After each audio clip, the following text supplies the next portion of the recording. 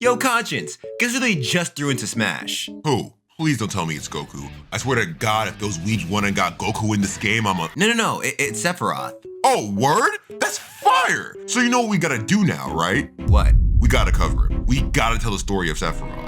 But what happened to not covering crazy stories? Man, screw all that. It's not every day that Square Enix drops a character like Sephiroth into a game outside of their domain. And this is Smash, bro. This just made Smash Ultimate one of the wildest competitive games out there. We gotta educate the people who don't know and remind the people who already know about the realness that is Samurai Jesus. I don't know, Conscience. Sephiroth is kinda... Don't you? Think of it like this. This announcement is Sakurai sending you a spiritual message to stop being a wuss and cover my boy. Now I'm motivated. Play that intro, son.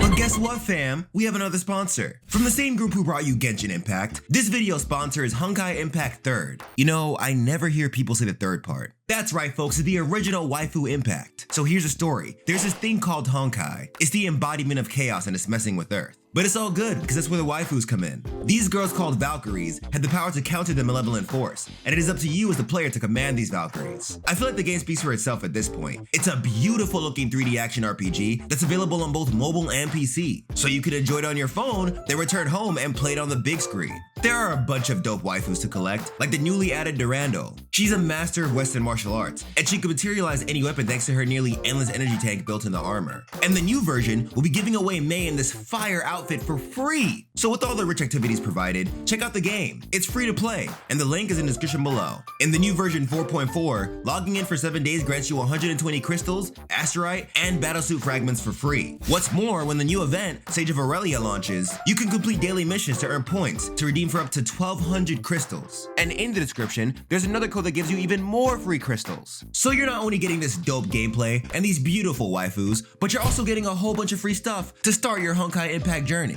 But with that, let's get back to the video. And thank you Honkai Impact for the sponsor. The screwed up story of Sephiroth begins with the Shinra Electric Power Company. This is the industrial enterprise that provides the region of Midgar with this energy resource, which is called Mako. They're basically your standard electric company, but secretly evil as shit. Along with distributing Mako energy, Shinra is working on space travel, weapon manufacturing, and trying to dominate the world. Cause you know, why not? But what is the one thing that all secretly evil organizations need to have? Goddamn super soldiers.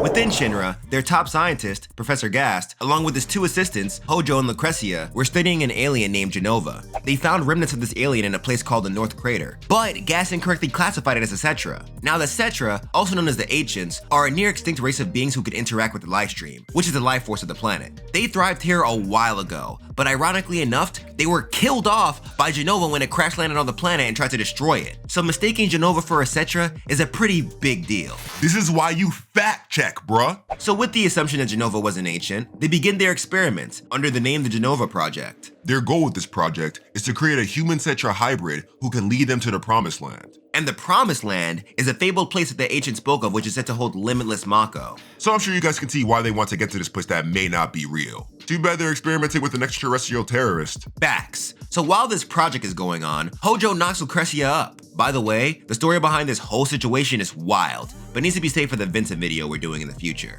While his girl is pregnant, this wild man Hojo injects her with Genova's cells. Cause you know, fuck your baby's health. From this, baby Sephiroth is born. He's immediately taken in by Shinra to continue their testing, but they find out that he has no Cetra properties. Gee, I wonder why. But his physical abilities are out of this world, thanks to Genova's cells. So Shinra's like, screw it, let's train him to be the ultimate super soldier. So Seph Bro trains for years with Shinra, without being told about how he was born. He ends up claiming Genova as his mom, and ironically enough, he grows to hate Hojo, his real father, and grows to highly respect Professor Gast. Poor kid probably wants Gast to be his father, but Shinra's looking for super soldiers, not sons. As his training progresses, he ends up joining Shinra's military force, named Soldier, and this is where he becomes a problem. He masters 2 forms of real Japanese martial arts with his katana, and basically becomes a hyper carry of Shinra. Bro, the dude gets so broken that when Shinra gets into a war with the nation of Wutai, he pretty much secures the win by himself. My man walked into the place like, Omae wa mo shinderu. 何度でも導いてやる They ask you how you are, you just have to say that you're fine when you're not really fine. His efforts in the war raised him to the rank of Soldier First Class. He becomes a war hero and an inspiration for the people in and out of Soldier. Younger boys from Midgar want to be as cool as Sephdog, so many join Soldier with the hopes of one day getting to his level. Among these boys is Cloud Strife, but we'll get into him later. The people that we will get into are Sephiroth's two friends that he made during the war, Genesis and Angeal. These three are the best at Soldier. Like, they're so good, they have to train on their own because no one else at Soldier can handle the flex. There was this one battle they had in Crisis Core that was the most gangsta shit you could ever see on the screen of a PSP. Yeah, the battle was so fucking real that you'd assume they were actually trying to kill each other. Well, Genesis might have been. You see, this kid was also born from Genova cells. However, he was part of some sub-project of Project Genova called Project G. Project G was being led by Dr. Hollander. But get this, when Genesis was born, Dr. Hojo deemed Sephiroth as a better project, so Project G was shut down. How are they gonna shut down this boy's whole career before he even has a career? Right? So Genesis has been jealous of pretty boy Sephi ever since he saw the dude flex on Wutai. However, he still has respect for the guy, so their relationship is pretty weird. And Gio, on the other hand, is way less edgy than Genesis. He was also born from Genova Project, and he's also not on Sephiroth's level. So basically think of Angeal as a stoic Rock Lee, Genesis as an even more dramatic Sasuke, and Sephiroth as Neji, with like the nine-tailed fox inside of him, and the Rinnegan. Anyways, that whole training session they had ends with Angeal stopping Genesis and Sephiroth. Genesis is feeling a little salty about the loss, but he won't act on that saltiness till later. After a few months, the anti-Shinra group known as Avalanche raid the city of Junon, so Sephiroth is sent to stop the nonsense. There he confronts the Avalanche leader named Elf, who asks him if he fights for a reason. This confrontation causes a huge shift in Sephiroth's psyche, because up until now, he was just fighting because Shinra told him to. He's a mindless soldier and he's just now realizing that. Later, Sephiroth runs into Angeal's apprentice, Zack, when he saves him from Ifrit. If you want to find out more about him, we already created a long-ass video covering his story. After saving the young soldier, Sephi finds out two very disturbing things. For one, his bro Genesis and Dr. Hollander defected from Shinra, and now the doctor is making clones of Genesis to fight against Shinra. As for the second thing, Angeal mysteriously defected from Shinra as well, so this leaves both Zack and Sephiroth very confused. As time goes on, Sephiroth continues to help Shinra in both the fight against Avalanche and this new war against the Genesis clones. And as he finds out more about Shinra through these wars, his feelings start to get mixed. He starts questioning himself and stays as far away from Genesis and Angeal related missions as possible. But eventually, Destiny begins pulling the three back together. The Shinra building gets attacked, and Zack, who is now ranked first class, and Sephiroth are the only guys who can defend the place. They find out that the intruders are Angeal and Genesis clones, meaning that Angeal must have sided with Genesis and Dr. Hollander. But Sephiroth doesn't want to just go and kill them, so he and Zack agree to let them go, so they can eventually talk them out of the craziness. Afterwards, the two do more digging, and Sephiroth finds out about Project G, the project that gave birth to Genesis. He also finds out that Genesis is slowly degrading because of his birth, so it looks like he's siding with Hollander so he can get a cure. Upon discovering this, Hollander shows up along with Genesis. Zack goes to chase after the doctor, while Sephiroth holds off his edgelord friend. But before Zack could get to the doctor, Angeal shows up and smacks a boy to the Sector 5 slums, so he, the doctor, and Genesis can escape. While Zack chills in the slums with this girl he just met named Aerith, Sephiroth continues to look into Project G. He still has questions, and he's trying to figure out what the hell Shinra has been up to. But before discovering anything, Genesis attacks Shinra again. Sephiroth defends the place with the help of Zack, and surprisingly Angeal, who's assigned to be a good guy for now. But after all the battling, everyone but Zack just kind of disappears. Eventually, Zack is forced to kill Angeal because Hollander tells him the truth about what he is, and he loses it. Then Sephiroth confronts Zack once again. He basically tells the kid that even with Angeal dead, Genesis' problem is still a thing. On top of that, it looks like people are just deserting Soldier, so that's not good. Then when they meet up again later on, he tells Zack that depending on how things go from here on out, he may retire from Shinra. And this is where things start to turn up. Sephiroth is tasked with investigating a monster issue near the Mako reactor in the town of Nibelheim. He goes there with Zack and someone from Nibelheim, Cloud. Upon entering the town, the party has a conversation about family, and Sephiroth mentions that his mother's name is Genova. Now Zack heard about the Genova project, so when he hears Sephiroth say that Genova is his mother, he gets hella suspicious. Later, at the Mako reactor, Sephdog and Zack come across pods containing monsters. There, Sephiroth reveals that these monsters are members of Soldier, who were mutated by Dr. Hojo. Then Sephiroth has a mental breakdown when he realizes that he could be one of these monsters. He begins to question his humanity. Then Genesis comes out of nowhere to make shit worse. His old friend just drops the bomb that is the Genova project and confirms the belief he has of being a monster.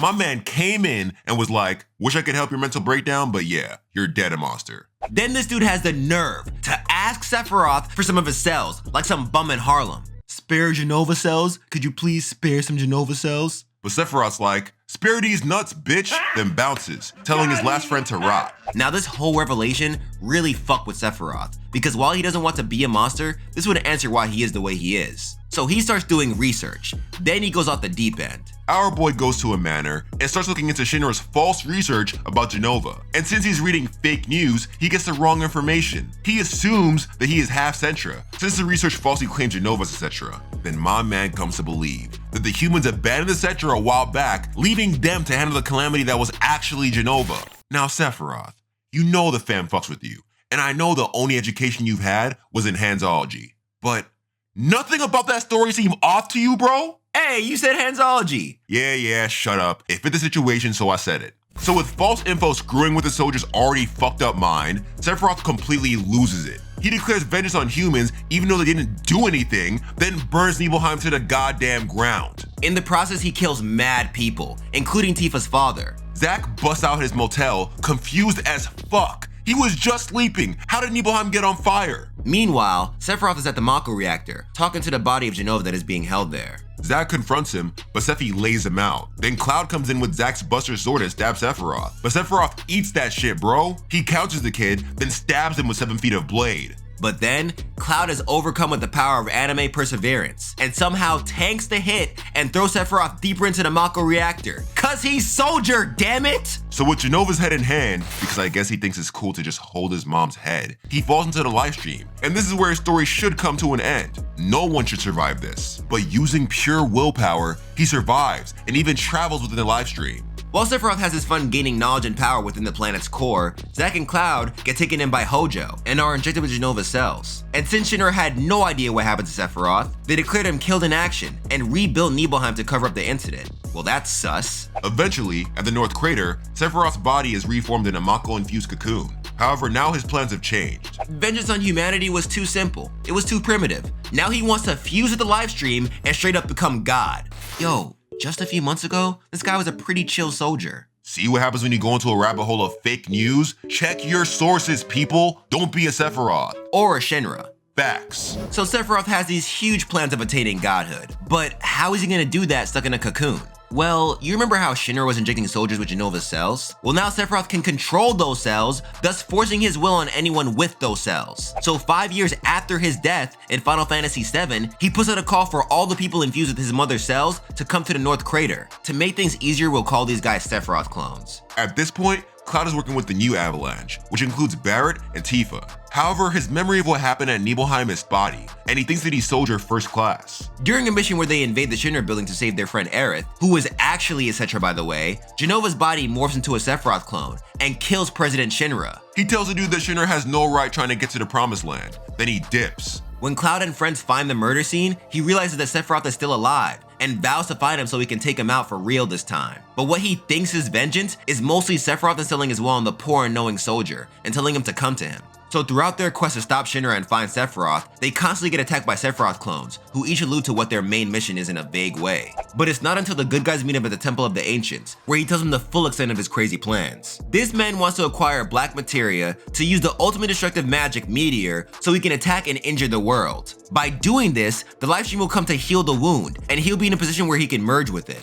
I feel like the vengeance on humanity idea was better. Let's go back to that. So when the good guys find this out, they're obviously like, we can't have that. Sephiroth is wildin'. So they find the black materia before Sephiroth does. But because of Sephiroth's hold on Cloud, he hands it over to a Sephiroth clone. By the way, if you want to get deeper into Cloud's story, because we're honestly glossing over a lot to focus on Sephiroth, I actually made a video about his story too if you guys want to check that out. Anyways, with the black materia in the hands of the person who really shouldn't have it, all hope seems lost. But Aerith is an ancient, meaning she's like the white mage of the planet. The party finds out about the strongest white magic spell called Holy, and they go to the Forgotten City so Aerith can cast it. But Sephiroth peeps the schemes and sends a clone to kill her, thus leaving us and Cloud depressed and even more ready to kill this man. They eventually kill the clone who had the black materia and take it back, but this time Cloud gives it to someone else for safekeeping, since they don't know when Sephiroth might snatch up his mind again.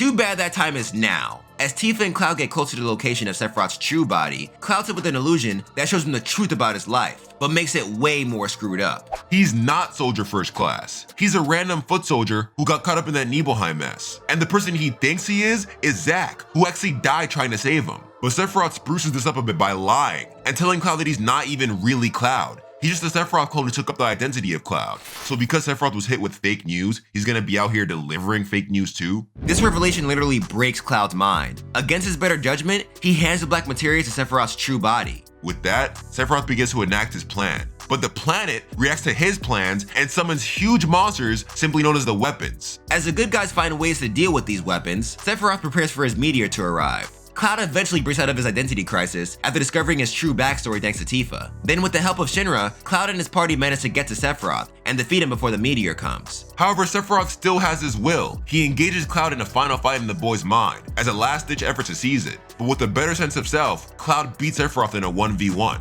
Now with Sephiroth defeated, Holy activates and destroys the meteor before it's able to hit the planet. But guess what, fam? This man still ain't done!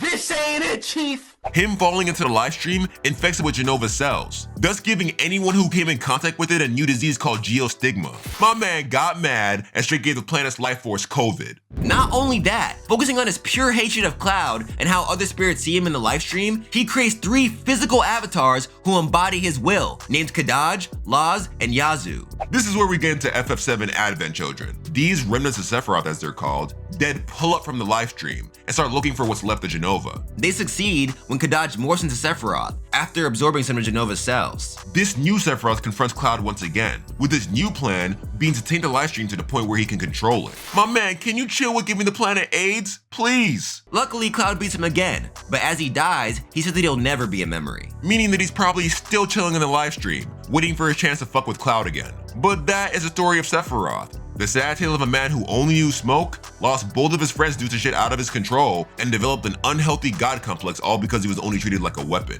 Damn, when you put it like that, I kinda feel for Sephiroth. I mean, you should. If you think about it, Sephiroth only went down this path because of Shinra. If he got taken care of by his actual mother and was told the truth about his birth from jump, a lot of this shit wouldn't have happened. The real villain of Final Fantasy VII isn't Sephiroth. It's Shinra, with their bad parenting and their lack of fact-checking. Like Jesus! Yeah, I feel that. Also, as you guys probably know, Sephiroth's story slightly changes in the remake. And with how part 1 went, I'm pretty sure it's gonna change a lot in part 2. So if you'd like us to recap part 1, let us know in the comments. But with that, end screen. What's going on, fam? Thank you guys so much for watching another episode of Honest Gaming History. I was originally gonna do Chip Zaneth this week, but after seeing the Smash reveal and everything, I was like, I gotta do Sephiroth, son. I gotta complete the trifecta of sword people in Final Fantasy VII. Now I gotta do Vincent. Like pretty soon. I don't know when, it's not gonna be next, but definitely doing Vincent pretty soon. If you wanna know who's next, I will reveal it soon. It is gonna be a Guilty Gear character though, in case you're wondering. I feel like I already gave it away. It's gonna be Chip.